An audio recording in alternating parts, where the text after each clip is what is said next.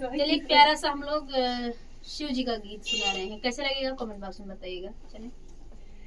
कन्या भूखी रहाई, कन्या भूखी रहाई, शिवरात तेरा सिया के दिनवा। कन्या भूखी रहाई, कन्या भूखी रहाई, शिवरात तेरा सिया के दिनवा। बाबा जे दियवन के सोने के कलशवा हो, बाबा जे दियवन के सोने के कलशवा हो। माई जे दियलियन के बांस कैडेलरिया हो, माई जे दियलियन के बांस कैडेलरिया। कुमारी कुमारी करिना शिव के माना हो, कुमारी कुमारी करिना शिव के माना हो। शिव हसया रे हो, शिव हसते ठाठाई तेरा सिया के दिनवा। शिव हसया रे हो, शिव हसते ठाठाई तेरा सिया के दिनवा।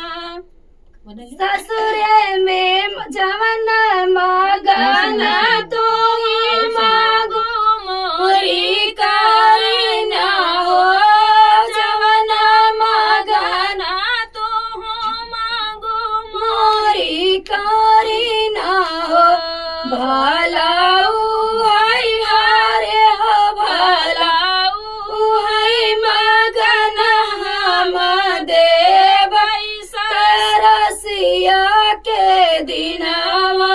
भलाऊ है हारे हो, भलाऊ है मगन हम देवै तेरा सिया के दिनवा।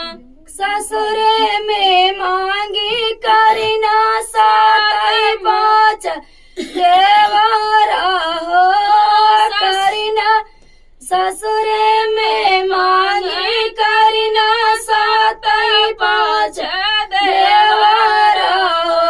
भला बनन दियो हारे हो, भला नन दियो जे मांगिया केला तेरा सिया के दिनवा।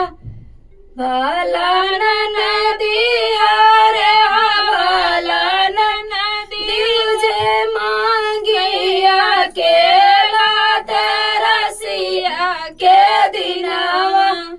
नैहर में मांगी करिना सातै पाँच बीरना हो, नैहर में मांगी करिना सातै पाँच देवरा हो। भला बहिनियो हारे हो, भला बहिनियो जे मांगिया केला तेरा सिया के दिनवा। भला बहिनियो हारे हो, भला बहिनियो जे मांगिया केला तेरा सिया के दिनवा। तो फ्रेंड था शिवरात्रि गीत आप लोग को अच्छा लगा कमेंट बॉक्स में बताना। फिर मैं देखिए नए गाने से, तब तक के लिए बाय बाय दोस्तों।